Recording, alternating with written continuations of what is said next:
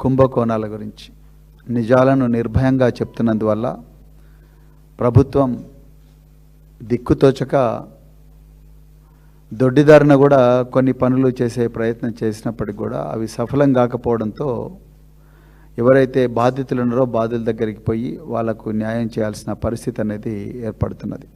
దానికి ఒక 2-3 ఉదాహరణలు ఇప్పుడు జరగబోయే ప్రెస్ మీట్లో నేను చెప్తాను.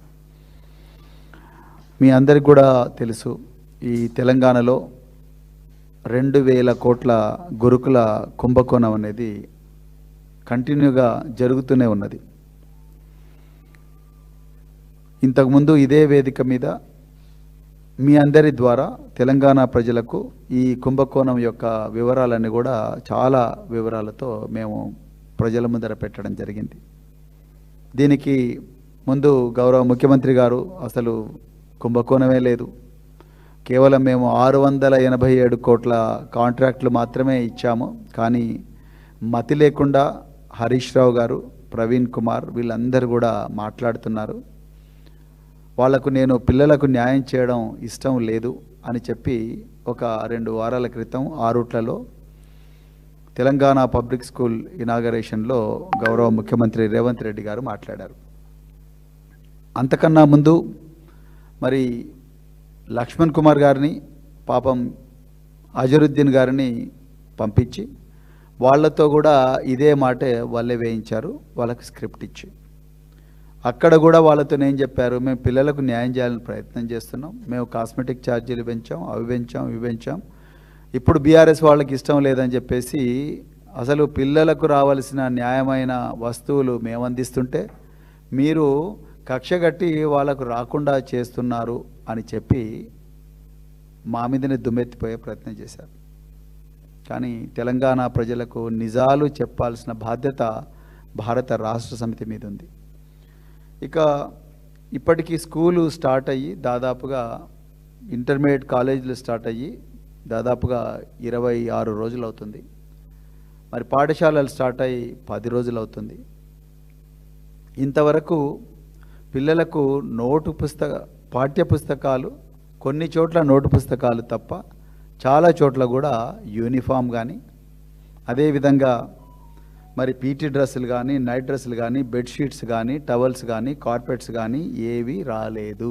ట్రంక్ బాక్సులు, పిల్లలు తమ వస్తువులు, తమ బట్టలు, అదేవిధంగా నోటు పుస్తకాలు కానీ, విలువైన వస్తువులు, తల్లిదండ్రులు ఇచ్చిన విలువైన వస్తువులు పెట్టుకోవడానికి ట్రంక్ బాక్సులు కానీ, అదేవిధంగా పుస్తకాలు మోసుకొని పోవడానికి ఇవ్వవలసిన స్కూల్ బ్యాగ్స్ కానీ, ఆటలు ఆడుకునేటప్పుడు వేసుకోవాల్సిన సాక్స్ మరియు బూట్లు కానీ, అదేవిధంగా ఫుడ్ ప్రొవిజన్స్, యూనిఫాము ఇవన్నీ ఇంకా అవ్వలేదు. నిజానికి నవ్వొస్తుంది. ఇప్పటికి కూడా చాలా జిల్లాల్లో ఇప్పటికి కూడా పప్పు దినుసులు, ఉప్పు, కారం, నూనె ఇవన్నీ కూడా ఎవరు కాంట్రాక్ట్ ఇవ్వాలి అనేది ఇప్పుడు జరుగుతున్నాయి కాంట్రాక్ట్లు. స్కూల్స్ ఓపెన్ అయ్యి దాదాపుగా 1 రోజులు అవుతుంది. పిల్లలు వచ్చినారు స్కూళ్ళల్లో. పప్పు ఎవరు ఇవ్వాలి, ఉప్పు ఎవరు ఇవ్వాలి, కూరగాయలు ఎవరు ఇవ్వాలి, మటన్ ఎవరు ఇవ్వాలి, చికెన్ ఎవరు ఇవ్వాలి అనేది ఇప్పటికి కూడా నడుస్తూనే ఉన్నాయి కాంట్రాక్ట్లు. అక్కడ కూడా ఎన్నో గడబడలు జరుగుతూనే ఉన్నాయి. ఇంకా వ్యవస్థ గాడిలో పడలేదు. నేను చాలాసార్లు ఈ వేదిక మీద చెప్పిన, కేసీఆర్ గారి హయాంలో ఈ విధంగా జరగలేదు.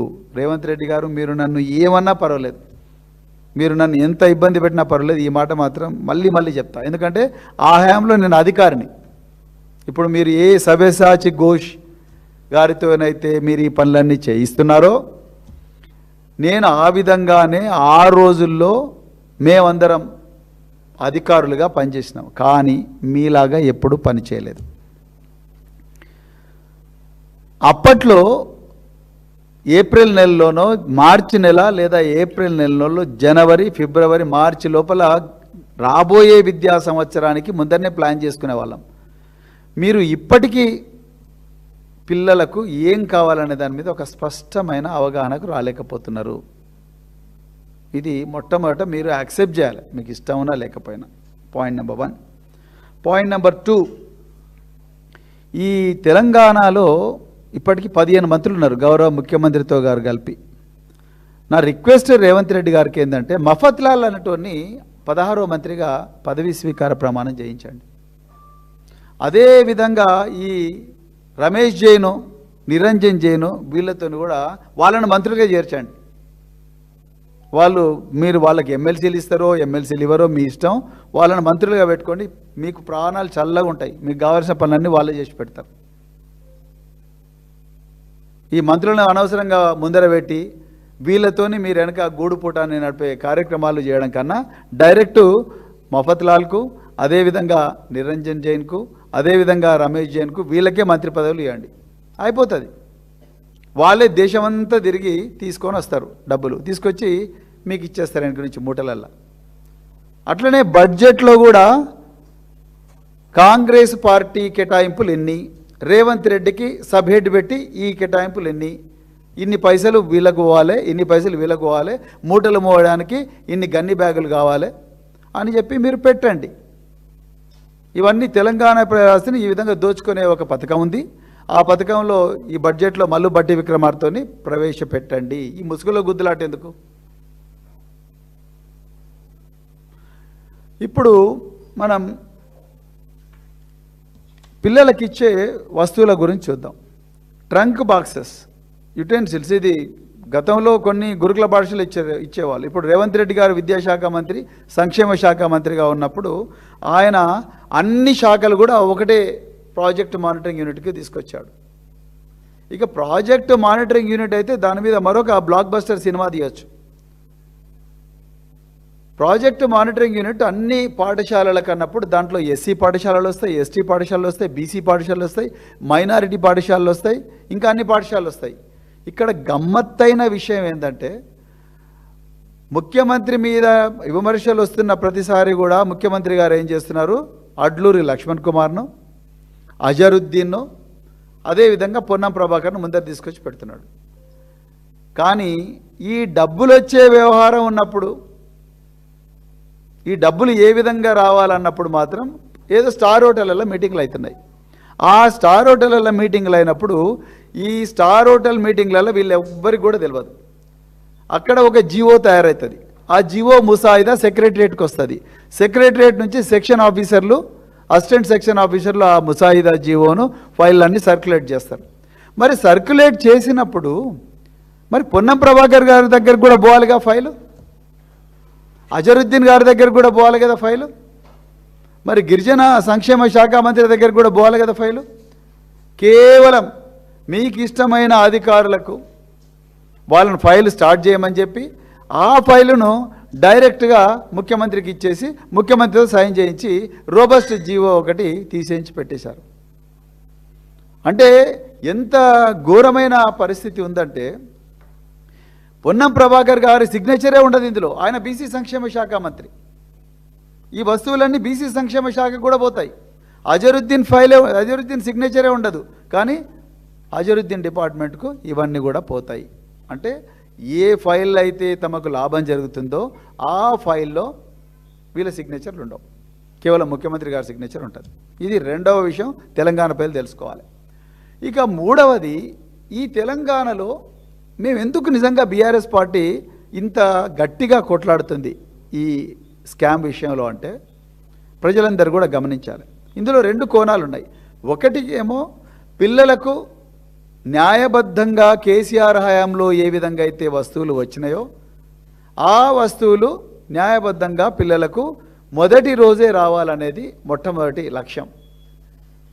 నాసిరకం వస్తువులు కాదు, అత్యంత అద్భుతమైన నాణ్యత ఉన్న వస్తువులు రావాలనేది మా లక్ష్యం. రెండవది, ఈ వస్తువులన్నీ కూడా 99% తెలంగాణ బిడ్డలే తయారు చేసి ఉండాలనేది రెండవ లక్ష్యం. ఎందుకు మేము ఈ మాట మాట్లాడుతున్నామంటే అసలు తెలంగాణ తెచ్చుకున్నది ఎందుకోసం? తెలంగాణలో ఉండే పారిశ్రామికవేత్తలు కంపెనీలు పెట్టుకుంటే, చిన్నవాళ్ళు కానీ పెద్దవాళ్ళు కానీ మధ్యతరగతి వాళ్ళు కానీ కంపెనీలు పెట్టుకుంటే ఆ కంపెనీలు తెలంగాణ ప్రభుత్వం ఏర్పాటు చేసిన రకరకాల ఇండస్ట్రియల్ పార్కులలో చిన్న చిన్న కంపెనీలు పెట్టుకొని వందలాది మందికి వేలాది మందికి వాళ్ళు ఉద్యోగాలు ఇస్తే వాళ్ళు తెలంగాణలో ఉండే ఇన్వెస్ట్మెంట్ అంటే వాళ్ళు కొంత ఇన్వెస్ట్మెంట్ని పెట్టుబడిని దీంట్లో పెట్టి సరుకులు తయారు చేస్తే ఆ సరుకులు తయారు చేసే ప్రక్రియలో చాలామందికి ఉద్యోగాలు దొరుకుతాయి. ఆ విధంగా తెలంగాణలో అందరూ అశోక్ నగర్ దిల్సుఖ్ నగర్లోనే నాకు గవర్నమెంట్ జాబులు కావాలి అని అనడమే కాకుండా మేము మా కాళ్ళ మీద కూడా మేము బతకగలమనే చిన్న కుటీర పరిశ్రమలు కానీ micro small and medium enterprises MSME అనే సంస్థలు ఇవన్నీ కూడా బతుకుతాయి. దానివల్ల సంపద అనేది ప్రజాస్వామీకరించబడుతుంది అన్న ఉద్దేశంతోనే భారత రాష్ట్ర సమితి ఈ పని చేస్తున్నది. మేము ఓపెన్గా ఉన్న విషయంలో మాకు ఎలాంటి దాపరికాలు లేవు. కేసీఆర్ గారు ముఖ్యమంత్రి ఉన్నప్పుడు దాదాపుగా 10,000 మంది కాంట్రాక్టర్లను తయారు చేశారు అన్ని వర్గాల నుంచి. వాళ్ళ నోట్లో మట్టి కొట్టబడుతున్నది అన్న విషయం కూడా మేము ప్రజల ముందరికి తీసుకొస్తున్నాము. ఇక కట్ చేస్తాం, ఇక్కడ మేము కట్ చేసి ఇప్పుడు కాంగ్రెస్ ప్రభుత్వానికి వస్తాం. కాంగ్రెస్ ప్రభుత్వంలో ట్రంక్ బాక్సెస్ వచ్చేసి చింతామణి అనే కంపెనీకి వచ్చినాయి. అదేవిధంగా మరి shoes, socks, school bags Mafatlal అనే కంపెనీకి వచ్చినాయి. Shoes, socks, school bags. నిజానికి మఫత్లాల్ మీరు ఇంటర్నెట్లో చూడండి, మీ దగ్గర గూగుల్ సెర్చ్ ఇంజన్ ఉంటుంది, అందులో మఫత్లాల్ అని కొట్టిన వెంటనే మీకు కనిపించేది కేవలం టెక్స్టైల్స్ మాత్రమే. మరి ఆ మఫత్లాలు ఈరోజు షూస్, సాక్స్, స్కూల్ బ్యాగ్స్ కూడా సప్లై చేస్తుంది. అదేవిధంగా world for exports private limited అనే కంపెనీ ప్లేట్లు, గ్లాసులు, కటోరా, స్పూను, కప్పు తయారు చేస్తుంది. అదేవిధంగా trunk boxes Chintamani Parshvanath enterprises అనే కంపెనీ తయారు చేస్తుంది. అదేవిధంగా యూనిఫామ్ క్లాత్ మఫత్లాల్ ఇండస్ట్రీస్ తయారు చేసి మనకు సప్లై చేస్తూ ఉన్నది. అదేవిధంగా స్టేషనరీ, ఐడి కార్డ్స్ హోల్డర్స్, టై బెల్ట్స్ తెలంగాణ ఇండస్ట్రియల్ ప్రమోషన్ కౌన్సిల్కి ఇస్తున్నారు. అదేవిధంగా నోట్బుక్స్ వచ్చేసి తెలంగాణ ట్రేడ్ ప్రమోషన్ కౌన్సిల్కి ఇస్తున్నారు. ఇక్కడ మేము ఇప్పుడు మళ్ళీ చింతామణి మళ్ళీ వచ్చింది కాబట్టి ఆ చింతామణి గురించి మీ అందరికీ ఒక చిన్న వీడియో చూపిస్తా. ఆ వీడియో చూడండి దయచేసి. బాబు వీడియో ప్లే చేయమ్మా. అంటే డ్రగ్స్ గురించి రేవంత్ రెడ్డి గారు ప్రతిసారి కూడా మాట్లాడుతూ ఉన్నారు కదా. ఒకసారి ఒక 9 మంది ఇప్పుడు ఒక్క నిమిషం బ్రదర్, ప్రీవియస్ తీసుకో. ఈ చింతామణి ఓనర్ ఎవరయ్యా అంటే నిరంజన్ కుమార్ జైన్. ఈ నిరంజన్ కుమార్ జైన్ ఎవరో కాదు, మేము ప్రతిసారి ఈ వేదిక మీద మాట్లాడుతున్న రమేష్ జైన్ యొక్క సుపుత్రుడు. ఇప్పుడు ఈ మధ్యన సుపుత్రులది ఎక్కువ నడుస్తున్నది స్టోరీ. సో ఈ రమేష్ జైన్ సుపుత్రుడు, ఈ రమేష్ జైన్ సుపుత్రుడు నిరంజన్ కుమార్ జైన్. ఈయన గురించి ఇప్పుడున్న director general of police C V Anand గారు ఆయన హైదరాబాద్ కమిషనర్ ఉన్నప్పుడు ఏం చెప్పారు మీరు ఒక్కసారి చూడండి. 2 teams plus local police help తీసుకుంటూ ఒక 9 మందిని అరెస్ట్ చేయగలిగాము. దీంట్లో ముఖ్యంగా నిరంజన్ కుమార్ జైన్, అతను దాదాపు 1000 కోట్ల బిజినెస్ అతనికి ఉంది. బిజినెస్, రియల్ ఎస్టేట్స్, కాంట్రాక్ట్స్ 30 సార్లు ఇప్పటి వరకు మా ఎవిడెన్స్ ప్రకారం అతను ఈ టోనీని సంప్రదించి ఇక్కడ డ్రగ్స్ తీసుకొచ్చాడు. మరి అతను ఎవరికైనా సప్లై చేస్తున్నాడా, అతనే కన్జ్యూమ్ చేస్తున్నాడా అనేది మాకు ఇంకా మీకు అర్థమైంది అనుకుంటాను. నేను వైట్ ఛాలెంజ్, డ్రగ్ ఛాలెంజ్, నేను డ్రగ్స్ రహిత రాష్ట్రము, నేను ఈగిల్ ఫోర్స్ని పెట్టినా అని చెప్పి రోజు బాకాలు ఊదుతున్న రేవంత్ రెడ్డి గారు, మీ హయాంలో మీరు ఎడ్యుకేషన్ మినిస్టర్గా ఉండగానే మీ పాఠశాల శాఖలో ట్రంక్ బాక్సులు కాంట్రాక్టు వచ్చిన చింతామణి పార్శ్వనాథ్ కంపెనీ యొక్క ఓనరు నిరంజన్ కుమార్ జైన్. మీ హోంశాఖ మంత్రిగా ఉన్న మీ హయాంలో డీజీపీగా పనిచేస్తున్న సివి ఆనంద్ గారే ప్రెస్ మీట్ పెట్టి ఈయన 30 సార్లు టోనీ అనేవాడికి కాల్ చేశాడు. ఈ టోనీ ఎవరు? టోనీ అనేవాడు ఎవడయ్యా అంటే హైదరాబాద్ మహానగరానికి హెరాయిన్, కొకెయిన్ సప్లై చేసే ఒక రాకెట్కు లీడరు. ఈ టోనీ అనే టోనీకి ఈ నిరంజన్ కుమార్ జైన్ 30 సార్లు సప్లై చేశాడు. ఇలా మేము అడుగుతున్నాము, వీడు డ్రగ్స్ సప్లై చేస్తాడా, లేకపోతే ట్రంక్ బాక్సులు సప్లై చేస్తాడా, లేకపోతే ఈ ట్రంక్ బాక్సులలో పిల్లలకు డ్రగ్స్ సప్లై చేస్తాడా?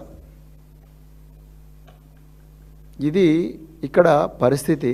రేవంత్ రెడ్డి గారు దయచేసి మీ 18 గంటల రివ్యూ సంగతి దేవుడరు, కానీ మీ రివ్యూల వల్ల ఇట్లాంటి చింతామణి పార్శ్వనాథ్ కంపెనీలు, డ్రగ్స్ సప్లై చేసే ముఠాలు ఇలా ట్రంక్ బాక్సులు సప్లై చేస్తున్నాయి. వీళ్ళు ట్రంక్ బాక్సులతో పాటు డ్రగ్స్ సప్లైయర్ అని గ్యారంటీ ఏమున్నది? ట్రంక్ బాక్సులతో పాటు ట్రంక్ బాక్సులల్లా గంజాయి పెట్టి, హెరాయిన్ పెట్టి, కొకైన్ పెట్టి సప్లై చేయరని గ్యారంటీ ఏమున్నది? ఎప్పుడైనా ఆలోచించినరా ముఖ్యమంత్రి గారు? ఇవాళ ఇంకొక విషయం, ఇవాళ తెలంగాణలో మీరు ఏ ఇండస్ట్రియల్ పార్క్ అన్న పోదాం మనం, ఐడిఏ బొల్లారం కానీ, దండుమల్కాపూర్లో ఉండే ఐడిఏ కానీ, ఇండస్ట్రియల్ డెవలప్మెంట్ అథారిటీ, నాచారంలో ఉండే మల్లాపూర్ ఇండస్ట్రియల్ డెవలప్మెంట్ అథారిటీ కానీ, ఎవరిని పోయి అడిగినా 3 పేర్లు వస్తున్నాయి ఇక్కడ. ఒకటి జైవీర్ రెడ్డి, రెండవది నిరంజన్ కుమార్ జైన్, మూడవది మఫత్లాల్. ఎవరినన్నా అడగండి మీరు, ఈ 3 పేర్లు వస్తున్నాయి. ఈ ముగ్గురు కూడా ఇండైరెక్ట్గా చూడు భయ్ మేమైతే మాకు గోష్ షాప్ ఉన్నాడు, గోష్ షాప్తోనే మేము మొత్తం చేయించుకుంటాం అని అంటున్నాడు. మీరు ఎవరినన్నా అడగండి, ఈ 3 పేర్లే వస్తున్నాయి. సార్ వీళ్ళందరూ కలిసి గూడు పుట్టానైనరు, టెండర్ కండిషన్లన్నీ కూడా వీళ్ళకు అనుకూలంగానే మార్చుకుంటున్నారు అంటున్నారు. దీని మీద సిట్ వేయాల్సిన అవసరం ఉన్నదా లేదా? మీరు ఎవరెవరి మీదనే సిట్ వేస్తున్నారు రేవంత్ రెడ్డి గారు? మీరు హోంమంత్రిగా ఈ జేవీ రెడ్డి అంటోడు ఎవడు? అదేవిధంగా ఈ నిరంజన్ కుమార్ జైన్ 30 సార్లు టోనీకి కాలు చేసి ట్రంక్ బాక్సుల టెండర్ దక్కించుకున్న ఈ నిరంజన్ కుమార్ జైన్ ఎవరు? ఈయనకు జేవీ రెడ్డికి సంబంధం ఏంటి? వాళ్ళ కాల్ డీటెయిల్స్ చూడాలి కదా ముఖ్యమంత్రి గారు. వాళ్ళ CDRs తీయండి. జేవీ రెడ్డి ఎవరు? ఈ నిరంజన్ కుమార్ జైన్ ఎవరు? ఆ మఫత్లాల్ ఎవడు? ఈ మఫత్లాల్ను హైదరాబాద్కు తీసుకొచ్చింది ఎవరు? దీనికి వేం నరేందర్ రెడ్డికి సంబంధం ఏంటి? ఇవన్నీ కూడా కూలంకషంగా ముందరికి రావాల్సిన అవసరం ఉన్నది. ఇక నేను ఇంతకుముందు మీడియా మిత్రులను అభినందించిన కూడా, ఇక్కడ ఉన్న వాళ్ళందరినీ కూడా. ఎందుకు అంటే మీరు ఈ నిజాలను బయటి ప్రపంచంలోకి తీసుకుపోయినందువల్ల ఈరోజు తెలంగాణలో ఉండే నోట్బుక్ మ్యానుఫ్యాక్చరర్లకు లాభం జరిగింది. ఇది మీకు కొంచెం ఒక 2 నిమిషాలు వివరిస్తాను నేను. నిజానికి ఆ రోజు ఇదే వేదిక మీద ఒక 2 నెలల క్రితం మేమందరం కూర్చొని తెలంగాణలో మొట్టమొదటిసారిగా నోట్బుక్స్ కోసం ఒక కొత్త టెండర్ స్పెసిఫికేషన్ వచ్చింది. గమ్మత్ ఏంటంటే ఈ పేపర్ ఉంటుంది, నోట్బుక్ అంటేనే పేపర్ కదా, ఈ పేపర్లో ఒక వాటర్ మార్క్ ఉండాలన్నారు. వాటర్ మార్క్ అంటే జ్యుడిషియల్ స్టాంప్ పేపర్లో ఏ విధంగా అయితే వాటర్ మార్క్ ఉండాలో, అదేవిధంగా కరెన్సీ నోట్ల మీద ఏ విధంగా అయితే వాటర్ మార్క్ ఉండాలో, ఆ విధంగా పిల్లలు రాసుకునే కోట్లాది నోట్బుక్స్ మీద వాటర్ మార్క్ ఉండాలి అన్నారు. ఈ దేశంలో అది కార్పొరేట్ స్కూల్ కానీ, గవర్నమెంట్ స్కూల్ కానీ, డూన్ స్కూల్ కానీ, ఇక్కడ ఉండే ఆగాఖాన్ అకాడమీ కానీ, లేకపోతే సెయింట్ క్లారెట్ కానీ, లేకపోతే లిటిల్ ఫ్లవర్ కానీ, లేకపోతే మెరీడియన్ కానీ, చిరెక్ కానీ, ఢిల్లీ పబ్లిక్ స్కూల్ కానీ, నువ్వు బెస్ట్ పబ్లిక్ స్కూల్ ఎక్కడైనా ఆ పిల్లల నోట్బుక్లలో వాటర్ మార్క్ ఉంటుందేమో మీరు చూడండి. ఉండదు. నోట్బుక్ ఇవాళ రాసుకుంటారు, రేపు పక్కకు పెట్టేస్తారు.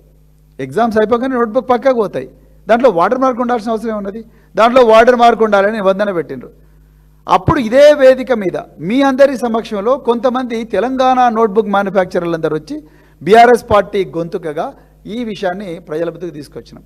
ఒక్కసారి గజ్జన భయపడ్డారు వీళ్ళు.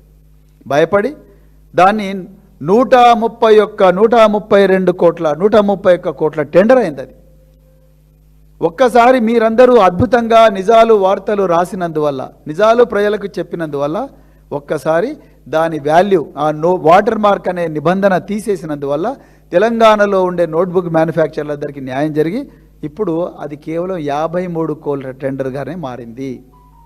అంటే మీరు ఒకసారి చూడండి, దాదాపు 80 నుంచి 85 కోట్ల లాభం తెలంగాణ ప్రజలకు జరిగింది. అంటే ఆ దొంగల చేతికి పోయేది డబ్బులు ఆగినాయి. అంటే మీకు కావలసిన వాడికి టెండర్ రావాలంటే ఎట్లన్నా స్పెసిఫికేషన్స్ మార్చుకోవచ్చు. అధికారులు అలా ఉండనే ఉన్నారు. నేను మళ్ళీ వాళ్ళ పేరు చెప్పాను. ఇవాళ ఆయనకి ఇంకొక 3-4 ఛార్జీలు ఇచ్చిన ఆ ఘోష అంటే ఆయనకు ఎన్నన్నా ఛార్జీలు ఇవ్వండి, వాళ్ళు మొత్తం మీరు ఏం తీసుకపోతే అదంతా చేస్తూ ఉన్నారు. ఇవాళ ఎంఎస్ఎంఈ ప్రోడక్ట్స్ తయారు చేస్తున్న తెలంగాణ బిడ్డలు ఎవరైతే పారిశ్రామికవేత్తలు ఉన్నారో వాళ్ళు ఎవ్వరు వీళ్ళ దగ్గరకు పోయే పరిస్థితి లేదు. ముందు ప్రీ బిడ్ మీటింగ్లో పాల్గొనాలంటే 50,000 టికెట్, 50,000 రూపాయల టికెట్ పెడితే తెలంగాణ బిడ్డలు ఆ మీటింగ్ హాల్లోకి పోతారు. వీళ్ళు మెయిల్స్ వేస్తే దానికి రెస్పాన్స్ ఉండదు. ఎందుకు ఇంత కోపం తెలంగాణ బిడ్డలంటే? ఇక రెండవది, ఇంకొక ఇంపార్టెంట్ విషయం, నిజంగా తెలంగాణలో చేనేత కార్మికులు చేతకాని వాళ్ళ? తెలంగాణలో చేనేత కార్మికులకు టవల్స్ నేయడం రాదా? తెలంగాణలో ఉండే చేనేత కార్మికులకు దుప్పట్లు నేయడం రాదా? తెలంగాణలో ఉండే చేనేత కార్మికులకు బట్టలు నేయడం రాదా? కోట్లాది రూపాయల కోట్లాది మీటర్ల బట్టలు నేసే శక్తి చేనేత కార్మికులకు లేదా? సిరిసిల్లలో లేదా? భూదాన్ పోచంపల్లిలో లేదా?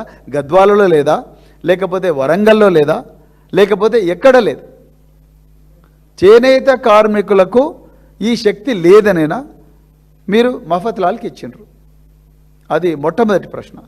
ఇక రెండవ ప్రశ్న, ఇక్కడ ఒక కొత్త కుంభకోణం మేము చేసిన పరిశోధనలో బయటపడ్డది. ఈ టెస్కో అంటే ఒకప్పుడు ఆప్కో, ఇప్పుడు తెలంగాణ వచ్చిన తర్వాత టెస్కో అయింది. చేనేత కార్మికుల సహకార సంఘాలందరికీ కూడా ఒక ఫెడరేషన్ అది. సో ఈ సంస్థ విచిత్రంగా రాజేష్ కార్పొరేషన్ అనే ఒక సంస్థకు ఇగో ఈ లెటర్ ఇచ్చింది. ఏమని? చూడయ్యా, మా చేత కాదు, నువ్వు ఒరిజినల్ ఎక్విప్మెంట్ మ్యానుఫ్యాక్చరర్గా సర్టిఫికేట్ నీకు ఇస్తున్నామని. అసలు నువ్వు ఎవరి గొంతుక కావాలి? గ్రామీణ ప్రాంతాల్లో ఉండే నేతన్నల గొంతుకగా ఉండాల్సిన ఈ టెస్కో రాజేష్ కార్పొరేషన్ అంటే రాజేష్ అగర్వాల్ అనే ఒక పారిశ్రామికవేత్తకు చెందిన ఈ కార్పొరేషన్కు నువ్వు మా తరపున బట్టలు తీసుకురా అన్నారు. ఏం అన్యాయం అండి ఇది! అసలు ఈ రాజేష్ కార్పొరేషన్ ఎవరు? ఈ రాజేష్ కార్పొరేషన్ అనే వ్యక్తి మొదటి నుంచి మహిళా శిశు సంక్షేమ శాఖలో కేవలం తిండి గింజలు సప్లై చేసే వ్యక్తి రాజేష్ అగర్వాల్. ఈ రాజేష్ అగర్వాల్కు టెస్కో వాళ్ళు 16/4/2026 నాడు వీళ్ళు ఒక ఒరిజినల్ ఎక్విప్మెంట్ మ్యానుఫ్యాక్చర్ అంటే నీకు అన్ని అధికారాలను నువ్వే సప్లై చేయి మా తరపున అని చెప్పి రాజేష్ కార్పొరేషన్కి ఇచ్చాడు. ఈయన ఏం పని చేస్తాడు? తిండి గింజలు సప్లై చేస్తాడు, బట్టలు నేసే కార్పొరేషన్ ఇస్తుంది. ఇక చూడండి గమ్మత్ ఎంత ఉందో. అంటే ఇన్ని దుర్మార్గాలు ఈరోజు ఇక్కడ జరుగుతూ ఉన్నాయి. మరి ఏ బేసిస్ మీద ఇచ్చిండ్రు? అది దానికి ఆన్సర్ లేదు. తర్వాత ఈ రాజేష్ కార్పొరేషన్ ఎప్పుడైతే డిస్క్వాలిఫై అయిందో అప్పుడు వీళ్ళు సడన్గా నిద్రలేసిండ్రు. నిద్రలేసి హైకోర్టుకు పోయినరు. ఇంకా మూడో విషయం, రేవంత్ రెడ్డి గారి పాలనలో ఒక విచిత్రమైన విషయం ఏం జరుగుతుందంటే, నిజంగా ఇది అందరూ కూడా ముక్కు మీద వేలేసుకునే విషయం. గవర్నమెంట్లో ఉండే 2 డిపార్ట్మెంట్లు పోయి హైకోర్టులో కొట్లాడుతున్నాయి. ఉదాహరణకు ఈరోజు ఈ కంపెనీలో ఈ టెండర్స్ అన్నీ చేసే డిపార్ట్మెంట్ ఏదయ్యా అంటే సోషల్ వెల్ఫేర్ డిపార్ట్మెంట్. సప్లై చేసే డిపార్ట్మెంట్ ఏది? Industries department. ఒకటేమో అడ్లూరి లక్ష్మణ్ కుమార్ గారి కింద ఉంటుంది, రెండవది శ్రీధర్ బాబు గారి కింద ఉంటుంది. Telangana state trade promotion council Sridhar Babu, Telangana textile corporation పరిశ్రమల శాఖ మంత్రి శ్రీధర్ బాబు, ఇంకెవరు. నెక్స్ట్ సంక్షేమ శాఖలు అంటే ప్రొక్యూర్ చేసే డిపార్ట్మెంట్ అయితే అడ్లూరి లక్ష్మణ్ కుమార్, అజరుద్దీన్. వీళ్ళిద్దరూ వాళ్ళు సెక్రటరియట్లో కూర్చొని సహాయత చేసుకోవచ్చు, కానీ వీళ్ళందరూ పోయి హైకోర్టులో కూర్చొని ప్రొక్యూర్ చేసే డిపార్ట్మెంట్ ఏమో ఎస్సీ డిపార్ట్మెంట్, నేను మఫత్లాల్ నుంచే తీసుకుంటా అంటది ఎస్సీ డిపార్ట్మెంట్, నేను బాంబే నుంచే తీసుకుంటా, నేను ఇక్కడి నుంచే తీసుకుంటా అని వాళ్ళు అంటారు. వీళ్ళు ఇక మళ్ళీ ప్రజలు ఏమనుకుంటారు అని చెప్పి వీళ్ళు కూడా పోయి లేదు మేము కూడా చేస్తామని వీళ్ళు అంటారు. అక్కడ పోయి హైకోర్టులో కొట్లాడతారు. హైకోర్టులో కొట్లాడితే ఇక హైకోర్టు వీళ్ళిద్దరి మధ్యలో తగు తీర్చి, సరేనయ్యా నువ్వు బయట కొనుక్కుంటే కొనుక్కో, ఒక 25% మాత్రం పాపం వీళ్ళకి తెలంగాణలోకి అంటారు. అంటే తెలంగాణ బిడ్డలు పోయి హైకోర్టు తలుపు తడితే తప్ప వీళ్ళకు న్యాయం జరగలే. ఆ న్యాయం జరిగిన కేవలం 25% న్యాయం మాత్రమే జరిగింది. మే 30వ తారీఖు నాడు కేటీఆర్ గారి సమక్షంలో మేమందరం చిన్న చితక కాంట్రాక్టర్లందరూ అందరం కలిసి ఇందిరా పార్కులో ధర్నా చేస్తే దొడ్డిదారిన 29 మే నాడు రాత్రికి రాత్రే దాన్ని నీరు గార్చాలని చెప్పేసి మరి కొత్త సర్క్యులర్ ఇచ్చారు. సో ఈరోజు రేవంత్ రెడ్డి గారు అంటారు 687 కోట్ల కాంట్రాక్ట్ అయితే 2000 కోట్ల కుంభకోణం అయింది. రేవంత్ రెడ్డి గారు నేను ఇలా చెప్తున్నా, ఇగో మీరు నన్ను జైలుకు పంపించిన మంచిది, ఇగో మీ కుంభకోణం 2041 కోట్ల రూపాయల విలువైన టెండర్లు మీరు విద్యాశాఖలో ఇచ్చిండ్రు. ఇక ఇవి తెలిసినవి. తెలవని బంకుబెడ్ల కుంభకోణం 15,000 రూపాయలు ఒక బంకర్ బెడ్ అయితే మీరు 30,000 రూపాయలకు ఒక్కొక్క బంకర్ బెడ్ కొంటున్నారు. ఆ కుంభకోణం సపరేట్. సో అది కాకుండా ఈరోజు 2041 కోట్ల రూపాయల విలువైన వస్తువులు మీరు కొన్నారు. ఇంతవరకు ఒక్క ఐటెం కూడా పిల్లల దగ్గరికి రాలేదు. ఇలా మంత్రి లక్ష్మణ్ కుమార్ గారు మాట్లాడుతున్నారు. ఏమంటున్నారు లక్ష్మణ్ కుమార్ గారు? మేము 687 కోట్లే కొనుగోలు చేశాము, మీకు ఎక్కడ కావాలంటే నేను రికార్డ్స్ అని చూపిస్తాను. ఏ రికార్డు చూపిస్తలేడు ఆయన. ఏమనంటే నేను రాజీనామా పత్రం తీసుకొని అజరుద్దీను లక్ష్మణ్ కుమార్ మేమిద్దరం రాజీనామా పత్రం తీసుకొచ్చి మీరు ఎక్కడ కావాలంటే అక్కడ ఇస్తాము, డిబేట్కి రండి అంటున్నారు. లక్ష్మణ్ కుమార్ గారు ఓపెన్ ఛాలెంజ్ ఇస్తున్నా మీకు క్వశ్చన్ పేపర్ ముందరనే లీక్ చేసిన మేమందరం కూడా జూన్ 2వ తారీఖు నాడు 11 గంటలకు సోమాజిగూడ ప్రెస్ క్లబ్కి వస్తాం. జూలై 2వ తారీఖు నాడు 11 గంటలకు సోమాజిగూడ ప్రెస్ క్లబ్కి వస్తాం. దయచేసి రికార్డులు తీసుకొని మీ ఆఫీసర్లందరినీ తీసుకొని రండి. మీ క్వశ్చన్ పేపర్ ముందరనే లీక్ చేస్తున్నాం. మేము ప్రెస్ మీట్ పెట్టే చెప్తున్నాం మా కన్సర్న్స్ ఇవి, మీ దగ్గర ఏం సమాచారం ఉందో తీసుకురా. మేము ఓపెన్గా చెప్తున్నాం మీ దాంట్లో ఒక గూడు పుటాన్ని జరిగింది, మీకు ఒక వ్యక్తికి ఒక గ్రూప్ ఆఫ్ వ్యక్తులకు కాంట్రాక్టులు రావాలని మీరు అనుకున్నారు, వాళ్ళ దగ్గర నుంచి మీరు దొడ్డిదారిన కమిషన్ తీసుకోవాలనుకున్నారు, వాళ్ళకు అనుకూలంగానే మీరు టెండర్ నిబంధనలన్నీ కూడా మార్చిండ్రు. తెలంగాణ బిడ్డలకి ఎవరికి ఓపెన్గా టెండర్ రాకుండా ఇగో మఫత్లాలు డ్రగ్స్ సప్లై చేసిన చింతామణి పార్శ్వనాథ్ అంటోనికి ట్రంక్ బాక్సులు ఇచ్చిండ్రు.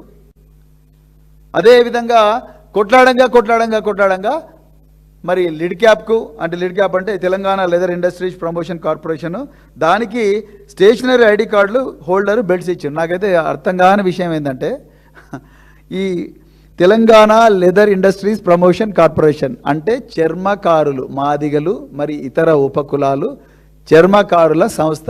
ఆ లిడ్ క్యాప్ ఒకప్పుడు లిడ్ క్యాప్ తెలంగాణ వచ్చిన తర్వాత తెలంగాణ లెదర్ ఇండస్ట్రీస్ ప్రమోషన్ లిప్కో. ఈ లిప్కో గచ్చిబౌలి ఉంటుంది, గత 50 సంవత్సరాల నుంచి పెట్టిండ్రు. ఇది చర్మకారులు చెప్పులు లేకపోతే మరి ఇంకా రకరకాల తోలుతో చేయబడ్డ వస్తువులు. కరెక్ట్.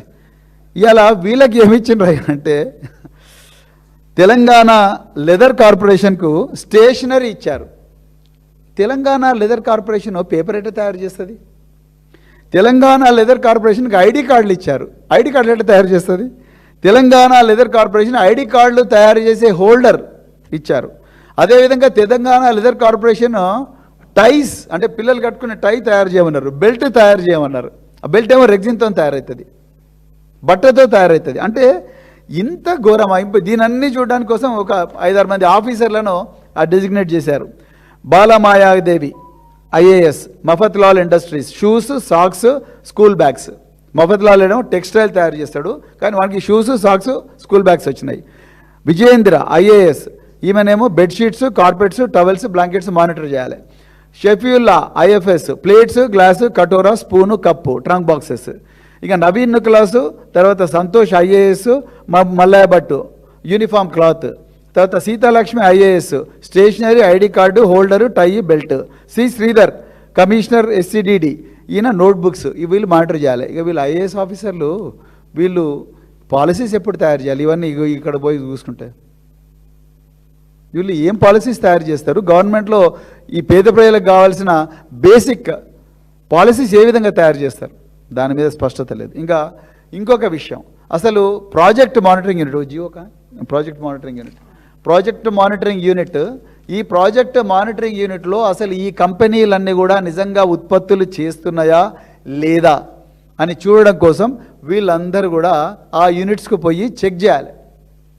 మరి మీరు నిజంగా చెక్ చేసి ఉంటే ఈరోజు 1వ తారీఖు నాడు పిల్లలకు రావాలి కదా బూట్లు, పోనీ 15వ తారీఖు నాడు రావాలిగా ఇంటర్మీడియట్ పిల్లలకు. ఒక్క షూ రాలే, ఒక్క సాక్స్ రాలే. నిజానికి వాస్తవంగా జరుగుతున్నది ఏందయ్యా అంటే తెలంగాణలో వీళ్ళందరూ కాంట్రాక్ట్లు తీసుకున్నారు. ఎవరు? నేను చెప్పిన జైవీర్ రెడ్డి, అదేవిధంగా నిరంజన్ కుమార్ జైను, ఈ రమేష్ జైన్, వీళ్ళంతా అదృశ్య శక్తులు. వీళ్ళందరూ కూడా ఈ ప్రభుత్వంలో ఉండే పెద్దలకు గన్నీ బ్యాగులల్లో నోట్ల కట్టలు అప్పజెప్పే వ్యక్తులు. అందుకొరకే వీళ్ళకి ఇంత కోపం వస్తున్నది ఇవన్నీ చెప్తుంటే. వీళ్ళు ఇంతవరకు అసలు స్టార్టే కాలే. వీళ్ళు ఇప్పుడు ఏం చేస్తున్నారు? ఇక చూడు, మాకు పర్చేజ్ ఆర్డర్స్ వచ్చినాయి, మా దగ్గర ఆర్డర్స్ ఉన్నాయి, గవర్నమెంట్ ఆర్డర్లు ఇచ్చింది, ఇప్పుడు డబ్బులు తీసుకురండి, మీకు సబ్ కాంట్రాక్ట్ ఇస్తాం, ఇగో మాకు కమిషన్ ఇవ్వండి, మేము పైన కమిషన్ ఇచ్చేది ఉన్నది, ఇప్పుడు మీకు సబ్ కాంట్రాక్ట్ ఇస్తామని చెప్పి మొత్తం రోడ్డు మీద పట్టుకొని తిరుగుతూ ఉన్నారు. చివరికి ఇందులో నష్టపోయింది ఎవరు? తెలంగాణ బిడ్డలు. తెలంగాణ విద్యార్థులు, తెలంగాణ పారిశ్రామికవేత్తలు, తెలంగాణలో ప్రభుత్వ ఉద్యోగాలు మాత్రమే కాదు, మా కష్టార్జితంతో మేము ఇండస్ట్రీస్ పెట్టుకొని తెలంగాణలో ఒక మంచిగా పని చేసుకుందాం, మా ఆత్మగౌరవంతో బతుకుదాం అనే వ్యక్తులు ఎవరైతే ఉన్నారో వాళ్ళందరూ ఈరోజు నష్టపోతూ ఉన్నారు. అందుకొరకే మేము మళ్ళీ చెప్తున్నాం, లక్ష్మణ్ కుమార్ గారు, అజరుద్దీన్ గారు, అదేవిధంగా పొన్నం ప్రభాకర్ గారు, దయచేసి మీరు మేము డేట్ కూడా ఇచ్చినాం, ప్లేస్ కూడా ఇచ్చినాం, దయచేసి మీరు ఆధారాలతో రండి, మేము కూడా ఆధారాలతో వస్తాం. మీరు చేవెళ్లలో ఏం చెప్పారు, కామారెడ్డిలో బీసీల కోసం ఏం చెప్పారు, చేవెళ్లలో ఎస్సీ ఎస్టీల కోసం ఏం చెప్పారు, మైనారిటీల కోసం 4,000 కోట్ల సప్లాన్ తీసుకొస్తామన్నారు, ఆ సప్లాన్ ప్రకారం ఎంతమందికి కాంట్రాక్ట్లు ఇచ్చారు, ఇవన్నీ కూడా దయచేసి మీరు తీసుకురావాలి. అదేవిధంగా ట్రంక్ బాక్స్, ఈ చింతామణి అంటే ఈ డ్రగ్స్ సప్లై చేసే చింతామణి గాడికి ఇంత ప్రేమ ఎందుకో నాకు ప్రభుత్వానికి అర్థం కాదు. ఈ డ్రగ్ సప్లై చేసే చింతామణికి ఇప్పుడు ట్రంక్ బాక్స్ టెండర్ ఇచ్చిండ్రు. నిజానికి చెప్పాలంటే ట్రంక్ బాక్స్లో అతను క్వాలిఫై అయ్యాడు, కానీ అతన్ని దొడ్డిదారిన అతను పోయి నాకు ఈ స్పెసిఫికేషన్ సరిపోతలేవంటే రాత్రికి రాత్రి సెక్రటరియట్లో కూర్చున్న ఉన్నతాధికారి ఒక ఆయన మొత్తం కూడా స్పెసిఫికేషన్ చేంజ్ చేసి ఆయనకే వచ్చేటట్టుగా చూశారు. నేను అధికారులందరికీ మళ్ళొకసారి చేతులు జోడించి నమస్కరించి వినమ్రంగా చెప్తున్నా, నేను మీ జీవితాలను నాశనం చేసుకోకండి. బ్రదర్స్ అండ్ సిస్టర్స్, రేపు రేవంత్ రెడ్డి ఉండడు, రేపు ఈ ప్రభుత్వం ఉండదు, రేపు భారత రాష్ట్ర సమితి ప్రభుత్వం రాబోతున్నది. ఈ ఫైల్స్ అన్నిటి మీద కూడా డెఫినెట్గా పరిశోధన జరుగుతుంది. మీరు ఏ విధంగా జీవోలు తీసుకొచ్చారు, ఏ విధంగా టెక్నికల్ కమిటీలు పెట్టారు, ఏ విధంగా టెస్కో ఒక ప్రైవేట్ కార్పొరేషన్కు చేనేత కార్మికుల నోట్ల మట్టి కొట్టి ఒక ప్రైవేట్ కార్పొరేషన్కు ఏ విధంగా ఇచ్చింది, ఏ విధంగా మీరు చేసిన పనుల వల్ల, మీ అలసత్వం వల్ల తెలంగాణ బిడ్డలందరూ కూడా చివరికి హైకోర్టుకు ఏ విధంగా పోయారు.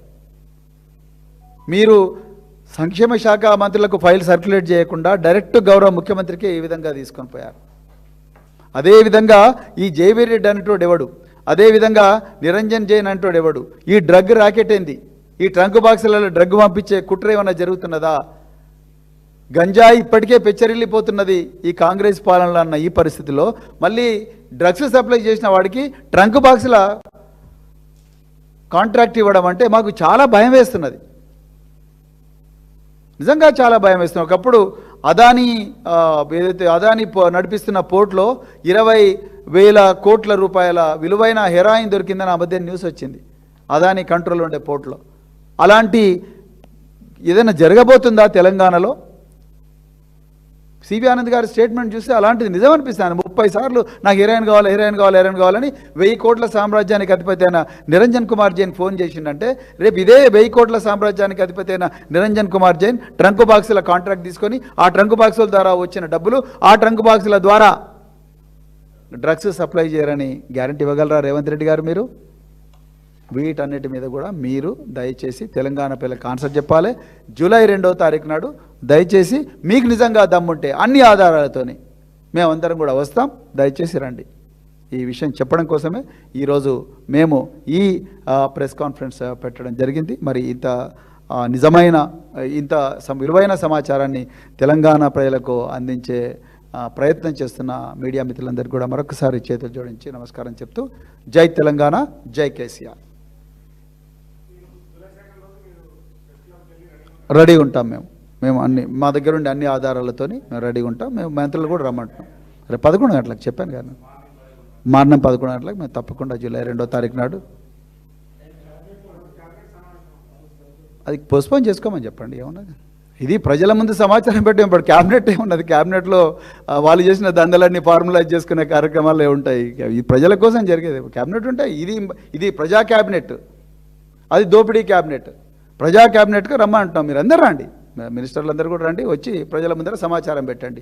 ఏ టెండర్ డాక్యుమెంట్, ఎందుకు స్పెసిఫికేషన్, ఏ విధంగా తయారు చేశారు, మీరు చేవెళ్లలో చెప్పింది ఏమిటి, మీరు అదేవిధంగా మరి కామారెడ్డిలో చెప్పింది ఏమిటి, మైనారిటీలకు చెప్పింది ఏమిటి, మీరు చేసింది ఏంటి, project monitoring unit note file కూడా తీసుకోండి. అందులో పొన్నం ప్రభాకర్ సిగ్నేచర్ ఉన్నదా లేదా, ఎందుకు లేదు పొన్నం ప్రభాకర్ సిగ్నేచరు, మరి project monitoring unit BC welfare కూడా సప్లై చేస్తుందిగా, మరి పొన్న ప్రభాకర్ సిగ్నేచర్ ఎందుకు లేదు? ఆయన ఏం పాపం చేసిండు?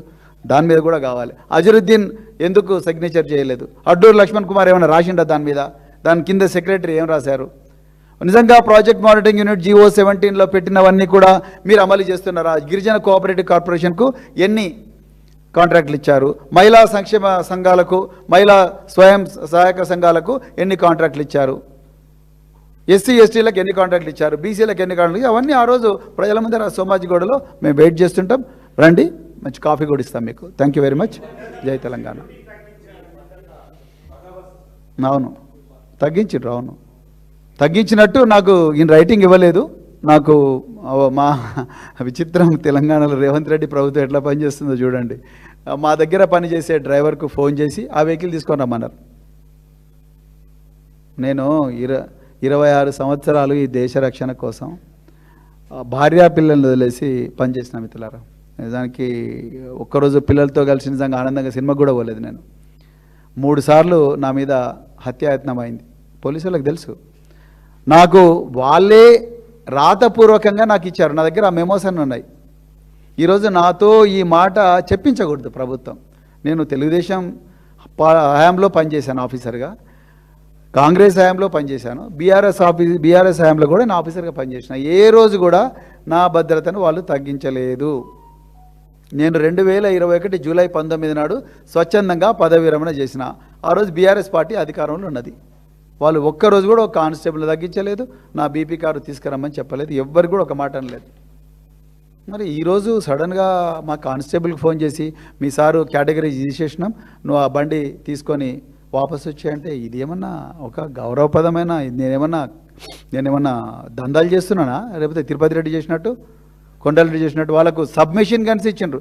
నేను ఎవరో సార్ మీ తీసేసిండ్రు, పాపం మీరేమో జంగల్లో కోంబింగ్ చేసిరి, టెర్రరిస్టులను ఇంటరాగేట్ చేసిండ్రు, లేకపోతే వాళ్ళని చేసిండ్రు, వీళ్ళని చేసిండ్రు, మీరేమో దేశ రక్షణ కోసం ప్రాణత్యాగానికి కూడా సిద్ధమై చేసిండ్రు.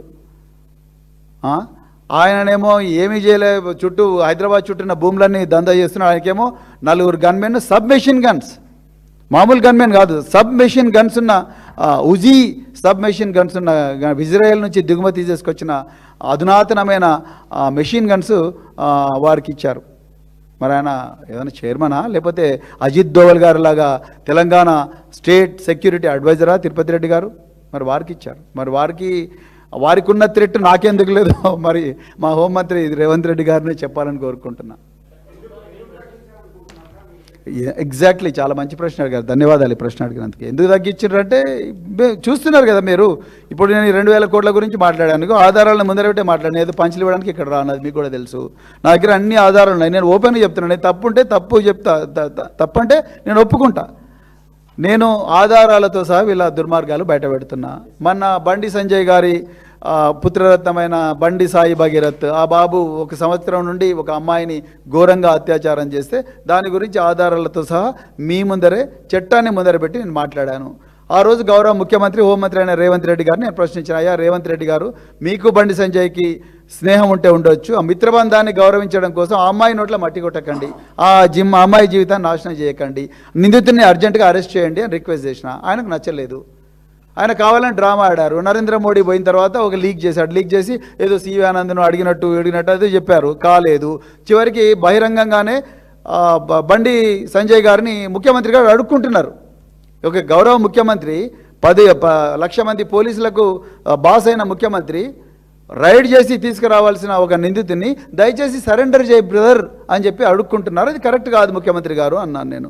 ట్యాపింగ్ విషయంలో బీఆర్ఎస్ నాయకులను, ముఖ్యంగా తెలంగాణ తొలి ముఖ్యమంత్రి కేసీఆర్ గారిని, హరీష్ రావు గారిని, కేటీఆర్ గారిని, ఇంకా మిగతా నాయకులను అనవసరంగా ఇబ్బంది పెడుతున్నారు. ట్యాపింగ్ అనేది చట్టబద్ధమని నేను చెప్తున్నాను. ట్యాపింగ్ అనేది section 5 telegraph act, Indian telegraph act 1885 ప్రకారం ట్యాపింగ్ అనేది చట్టబద్ధమని మొదటి నుంచి మేము చెప్పుకుంటూ వస్తున్నాము.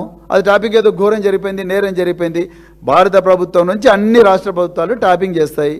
ఈ స్వాతంత్రం రాకముందు నుంచి కూడా ట్యాపింగ్ అనేది జరుగుతూ ఉన్నది. ఇవి మేము చెప్తున్నాం. రేవంత్ రెడ్డి గారికి అది నచ్చడం లేదు. ఇంకా అసలు ఆయన దోస్తైన బండి సంజయ్ గారి పుత్రుడి మీద మేము చట్ట ప్రకారం మాట్లాడుతున్నాం. ఆ పిల్లానికి నాకేం పంచాయతీ, అవన్నీ మాట్లాడుతుంటే ఆయన తట్టుకోలేకపోతున్నాడు. ఇంకో కోపం ఏమున్నది, నేను అప్పుడు కాంగ్రెస్ లో ఆయన రమ్మంటే రాలేదు. నేను టీఎస్పీఎస్సీ నేను చైర్మన్ చేస్తుంటే నాకు అవసరం లేదన్నాను. ప్లానింగ్ బోర్డు వైస్ చైర్మన్ అంటే వద్దు భయ్ అన్నాను. నేను కేసీఆర్ గారి నాయకత్వంలోనే నేను పనిచేస్తానని చెప్పి నేను బీఆర్ఎస్లోకి వచ్చిన. అది ఆయనకి ఇష్టం లేదు. సో తట్టుకోలేకపోతున్నాడు. నా గుండె మీద కామెంట్ చేసిండు. దానికి కూడా నేను ఓపికగానే సమాధానం చెప్పిన. ఆయన పొడుగు మీద నేను కామెంట్ చేయలేగా. నేను నా గుండె మీద బాబు ఈ గుండు నుంచే నాకు చాలా ఆలోచనలు వస్తున్నాయి బాబు, సో గుండె అనేది నా ఇష్టం అని చెప్పిన. అది కూడా ఆయన తట్టుకోలేకపోతున్నాడు. సో ఇప్పుడు ఈయన కొరకరాని కొయ్యగా ప్రవీణ్ కుమార్ తయారయ్యాడు కాబట్టి వీడిని ఇట్లా కాదు ఇక వీడు చచ్చిపోయినా మంచిది అనుకున్నాడో ఏందో మరి కానీ నాకు తెలియదు, ఆయనే చెప్పాలి ఆన్సరు. సో ఇవాళ నా భద్రత రాత్రి తగ్గించండి, లేకపోతే ఇంకా ఏం రీజన్ ఉంటుంది మీరు చెప్పాలి. నేను దందలు చేస్తున్నాను. ఆ సబ్మిషన్ గన్లు పట్టుకొని హైదరాబాద్ చుట్టుపక్కల అందరూ కూడా ఎస్సీ ఎస్టీలు అసైన్ భూములన్నీ గుంజుకొని రాయి రేపు పొద్దున మేమంతా జీవో తీసుకొస్తున్న భూములన్నీ మాకేం దంద చేస్తున్నానా? లేకపోతే కొడంగల్లో లగచర్లలో ఏమన్నా ఏమంటారు గిరిజనుల భూములన్నీ గుంజుకుంటున్నానా? నేను ఏం చేస్తున్నా? నేనేమన్నా ఓటుకు నోటు కేసులో రెడ్ హ్యాండెడ్ దొరికినా? నా యాన్యువల్ ప్రాపర్టీ రిటర్న్స్ ఎప్పుడు కూడా జీరో ఉంటుంది. స్థిరాస్తులు నేను సర్వీస్లో అంతకాలం స్థిరాస్తు ఒక్కటి కూడా నాకు జీరో, ఎప్పుడు జీరోనే ఉంటుంది. స్థిరాస్తులు అంటే జీరో పెడతాను నేను. నాకు అట్లాంటివి ఏం లేవు కదా. మరి ఏ బేసిస్ మీద నా మీద ఎంత కోపం పెంచుకున్నారు రేవంత్ రెడ్డి గారు, అది మీకే తెలవాలి. సో అవును 100% ప్రశ్నిస్తాను. నేను ఈ భద్రత గురించి ఆలోచించాను బ్రదర్. నేను ప్రజల గొంతుకగా ఉండాలనుకునే రాజకీయాల్లోకి వచ్చిన. ఇంకా 7 సంవత్సరాల సర్వీస్ మిగిలి ఉండగానే రాజకీయాల్లోకి వచ్చిన. నేను ఆ పని కంటిన్యూస్గా చేస్తాను. తప్పకుండా బీఆర్ఎస్లో కేసీఆర్ గారి నాయకత్వంలో తప్పకుండా మేము ప్రజల సమస్యల గురించే మాట్లాడతాము. తెలంగాణలో ఈ కాంగ్రెస్ పాలన అంతమయ్యేదాకా మేము తప్పకుండా పోరాడుతూనే ఉంటాం. ఏ విషయంలో ఆయన ఎన్ని ఇబ్బందులు పెట్టినా, ఈ గన్మెన్లను తీసేసినా, కారు తీసేసినా, నన్ను చంపే ప్రయత్నం చేసినా, చంపినా కూడా నా ఆత్మ కూడా ఇదే మాట్లాడుతుంటాను. అంతే. నేను ఆ స్పష్టతతోనే ఈరోజు నేను ఇక్కడ రాజకీయాల్లోకి వచ్చిన. నేను ఇట్లా భయపడేటోని కాదు. కాకపోతే నేనేమంటున్నా అంటే, మేము ఆ రోజు 30 సంవత్సరాల క్రితం మాకు ముందరనే చెప్పిండంటే బాబు 30 సంవత్సరాల తర్వాత రేవంత్ రెడ్డి అని ఒక ముఖ్యమంత్రి వచ్చే అవకాశం ఉన్నది, అందుకొరకు నీ భద్రత తీసే అవకాశం ఉన్నది అంటే ఆ రోజు ఆలోచించుకుంటున్నాం ఐపీఎస్లో చేరాలన్నా లేదా అని. ఆ రోజు ఐపీఎస్లో జాయిన్ అయినాం.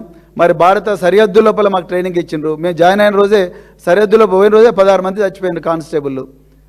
ఆ రోజు భయం వేసింది నిజంగా కూడా మాకు 16 మంది చచ్చిపోతే. సో అయ్యో 16 మంది చచ్చిపోయినరు, ఇక వద్దురా బాబు ఈ సర్వీసు అని అనుకున్నప్పుడు మా సీనియర్స్ ఏం చెప్పిండ్రు, ఇవి కామన్ దేశం కోసం త్యాగం చేయడానికి మీరు వచ్చిండ్రు కాబట్టి మీరు ఉండాల్సిందే సర్వీస్లో అన్నారు. నమ్మి మేము పని చేసుకుంటూ పోయినాం. మేము ఎన్నడూ కూడా ఈ రేవంత్ రెడ్డి అంటే ఇవాళ ముఖ్యమంత్రి అవుతాడు, ఈ విధంగా మా భద్రత తీసేస్తారు, ఈ చిల్లర రాజకీయాలు చేస్తారు, అక్రమంగా కేసులు పెడతారు, వేధిస్తారు, లీకులు ఇచ్చుకుంటా మన మనోబలాన్ని దెబ్బతీస్తారు. ఆ మహా టీవీ ఆయన ఎవరో ఉన్నారుగా, మా పిల్లల మీద కూడా పోలింగ్ వేసి పిల్లల మనోస్థైర్యాన్ని దెబ్బతీస్తారని ఇట్లాంటివి జరుగుతాయని ఎప్పుడు అనుకోలేదు. ఆ సరిహద్దు లోపల కానీ ఈ అసాంఘిక శక్తులతో పోరాడుతున్న టైంలో ప్రాణాలకు తెగించి పనిచేసినాం. భారత రాష్ట్రపతి నాకు శౌర్య పథకం ఇచ్చిందబ్బా. ఈ రోజు కూడా శౌర్య పథకం అట్లనే భద్రంగా దాచిపెట్టుకున్నాం. భారత రాష్ట్రపతి శౌర్య పథకం ఇచ్చింది. భారత రాష్ట్రపతి నాకు presidents police medal for meritorious service ఇచ్చింది. గృహ మంత్రిత్వ శాఖ నాకు ఇంటర్నల్ సెక్యూరిటీ మెడల్ ఇచ్చింది. మరి ఇవన్నీ నేను చెప్పుకోవాల్సిన దుస్థితి రాదని అనుకున్నాను. కానీ ఇలా చేసి నా ఒక్కని పరిస్థితే కాదు, ఇలా నా పేరు చెప్పి ఒక్కరిని చేస్తే ఏమవుతుందని చెప్పి ఇంకొక 10 మంది అధికారులను కూడా ఇబ్బంది పెడతా ఉన్నారు రేవంత్ రెడ్డి గారు. రిటైర్ అయిన అధికారులు వాళ్ళు ఏం పాపం చేసిండ్రు? ఏమైనా ఇల్లు కట్టుకున్నారా, లేకపోతే ఏమైనా మీలాగా పెద్ద పెద్ద ఆస్తులు కొన్నారా, లేకపోతే రియల్ ఎస్టేట్ దందా చేసినారా, లేకపోతే 4th సిటీ లాగా ఒక 20,000 ఎకరాలు 30,000 ఎకరాల సిటీ ఏమైనా నిర్మిస్తున్నారా మీ కుటుంబ సభ్యుల కోసం? Future city, sorry 4 brother city అన్న, future city 4 brother city. So ఆ విధంగా చేస్తున్నారా? ఏం చేయట్లేదు కదా. వాళ్ళు మేము దేశం కోసం చేసిన అదొక త్యాగం, ఆనందం అనిపిస్తుంది. దేశం కోసం మేము సైతం అని చెప్పి ఈరోజు ప్రజల కోసం, దేశ రక్షణ కోసం అందరికీ రాని ఒక అద్భుతమైన అవకాశం ఈ కాకట్రేస్ మాకు ఇచ్చింది. నిష్పక్షపాతంగా, నిర్భయంగా, ఏ మాత్రం కూడా స్వార్థం లేకుండా కొట్లాడినాం. దానికి మీరు ఇచ్చే బహుమతి ఇదైతే ఐ లీవ్ ఇట్. నేనేమట్లేం భయపడను బ్రదర్, దేశం కోసం నడుస్తుంది. భయపడతారు కానీ వాళ్ళకి అలవాటు అయిపోయింది. ఇలాంటివి వస్తాయని ఉంటారు, భయం ఉంటుంది డెఫినెట్గా. వాళ్ళు బయట చెప్పారు మహిళలు, కానీ ఉంటుంది వాళ్ళ లోపల భయం. కానీ మరి ముఖ్యమంత్రి తెలియాలి ఆ విషయం. నా ఒక్కటి సమస్యనే కాదు కదా, నాతో పాటు చాలామంది ఆఫీసర్లు తీశారు, ఎంతోమంది కానిస్టేబుల్, ఇప్పుడు చాలామంది కానిస్టేబుల్ పనిచేస్తున్నారు. మొన్న శివకుమార్ యాదవ్ అని ఒక ఇన్స్పెక్టర్ సంగారెడ్డిలో జగ్గారెడ్డి గారు ఘోరంగా నువ్వు అమ్మకు పుట్టినోని వారా అన్నాడు. ఆయన గ్యాలంటరీ మెడల్ విన్నర్. ఒక మాఫియా డాన్ మీద ఫైర్ చేశాడు ఆయన షేర్లింగపల్లిలో. చేసి ఈ రాష్ట్రాన్ని యొక్క గౌరవాన్ని రక్షించాడు. ఏమైంది ఆయన పరిస్థితి? ఘోరంగా అయింది. ఇవాళ ప్రభాకర్ రావు, డాక్టర్ ప్రభాకర్ రావు అని ఐపీఎస్ ఆఫీసర్, ఆయన ఏదో టెర్రరిస్ట్ అయినట్టు ఆయన ఏమని పెట్టారు టాపింగ్ కేసులో. ఆయన ఏం పాపం చేసిండు? హోంమంత్రి అమిత్ షా ఆయన గొప్ప మెడల్ ఇచ్చిండు, గ్యాలంటరీ మెడల్ వచ్చింది అనుకో, టెర్రరిస్టులతో పోరాడిండు, నక్సలైట్లతో పోరాడిండు, ఎన్నో గొప్ప గొప్ప పనులు చేసిండు. ఆయన కూడా ఇవాళ క్రిమినల్ లాగా జూబ్లీహిల్స్ పోలీస్ స్టేషన్లో 14 రోజులు పెట్టిండ్రు. 1,00,000 మంది పోలీసులకు మీరు ఏం మెసేజ్ ఇస్తున్నారు రేవంత్ రెడ్డి గారు? ఏ మెసేజ్ ఇస్తున్నారు మీరు? హోంమంత్రి మీకు కక్ష తీర్చుకోవాలనుకుంటే మీరు రాయలసీమ పోయి ఫ్యాక్షనిస్ట్లో చేరండి కదా. ఈ తెలంగాణలో ముఖ్యమంత్రి ఇదేమీ వ్యవహారం నాకు అర్థం కాదు. ఏం మెసేజ్ ఇస్తున్నారు మీరు డిపార్ట్మెంట్కు?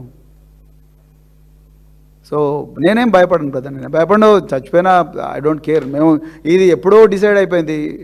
అందుకొరకే మాకు bullet proof jacket, bullet proof అవన్నీ ఇచ్చిండ్రు. ఇవన్నీ పట్టించుకుంటే మనం ముందరికి పోలేం. ఎప్పుడు అక్కడి నుంచి ఎవడు చంపుతాడు, ఇక్కడ నుంచి ఎవడు చంపుతాడు, అవన్నీ పట్టించుకుంటే ప్రజలకు ఏమి చేయలేం. సో నేను డీజీపీ గారికి లెటర్ రాశాను. మీకు ఇంతకుముందు చెప్పిందంతా నేను డీజీపీ గారికి లెటర్ రాశాను. మీరే నాకు చెప్పారు, నాకు తెలియదు. మా ఫాదర్ ఆరోగ్యం బాగాలేనప్పుడు పోతుంటే ఆ రోజు మీ ఫాదర్ ఆరోగ్యం బాగాలేదు, నువ్వు పోతున్నావంటే నేను చంపడానికి ప్రయత్నం చేస్తారని నాకు మెసేజ్ పెట్టారు. దాని తర్వాత మా పిల్లలు ఎక్కడో చదువుతుంటే మీ పిల్లల ప్రాణాలకు కూడా ప్రమాదం ఉందని ఇప్పుడున్న సిపి సజ్జనార్ గారే నాకు, ఆయన అప్పుడు ఆ హోదాలో ఆయన మెసేజ్ ఇచ్చిండ్రు. అట్లా చాలా మెసేజ్లు నాకు ఇచ్చిండ్రు. మెసేజ్లు అంటే ఏదో వాట్సాప్ మెసేజ్లు కాదు, అఫీషియల్ లెటర్స్. అప్పుడు నా డీజీపీ అంజనీ కుమార్ గారు ఇచ్చారు. ఇప్పుడు వీళ్ళందరూ ఏంది ఏమన్నా ప్రేమలేఖలు పంపించారు నాకేమన్నా వీళ్ళు? సో అంటే what I'm trying to tell, ఇప్పుడు అధికారులు కూడా మీరు అంత వీక్గా ఉంటే మాలాంటి వాళ్ళని ఏం కాపాడతారు మీరు? ముఖ్యమంత్రి వాడిని ఖతం చేయండి అంటే మీరు ఎస్ సార్ అని చెప్పి ఫైల్ పుటప్ చేసి ఖతం అని చెప్పి ఫైల్ సిగ్నేచర్ తీసుకుంటారు. నాకు అర్థం కాదు. మమ్మల్ని అడగాలిగా, కనీసం ఒక మాట నేను చెప్పాలిగా. మా డ్రైవర్కి చెప్తారా? ఇదేం గౌరవం? మా డ్రైవర్కి చెప్పి బండి తీసుకొని రా అంటే ఏంటో అర్థం ఉందా, అర్థం ఉందా? ఎట్లా చేస్తారు? నాకు అర్థం కాదు. ఈ విధంగానే మీరు తెలంగాణ రూల్ చేసేది? ఈ మామూలు అయితే సదాయిస్తున్నారు. ఇక మామూలు ప్రజలు అయితే సదాయిస్తారు. మీరు 4.5 కోట్ల మంది ప్రజలు ఉన్నారు, మిమ్మల్ని నమ్ముకొని చేసిన పాపానికి ఇగో ఇవన్నీ చేస్తున్నారు. ఎనివే అంటే నేను వాస్తవాలు మీకు చెప్పడానికి ప్రయత్నం చేస్తున్నా. సో నేను అట్లా భయపడేవాడిని కాదు. రేవంత్ రెడ్డి గారు మీరు తీసుకుంటే తీసేసుకోండి, మీరు అందరూ తీసుకోండి. మీరే అన్ని బుల్లెట్ ప్రూఫ్ కార్లను మీరే పెట్టుకోండి. మొత్తం కూడా మీ ఇంట్లో కుక్క పిల్లలకు కూడా బుల్లెట్ ప్రూఫ్ కార్లు పెట్టండి, నో ప్రాబ్లం.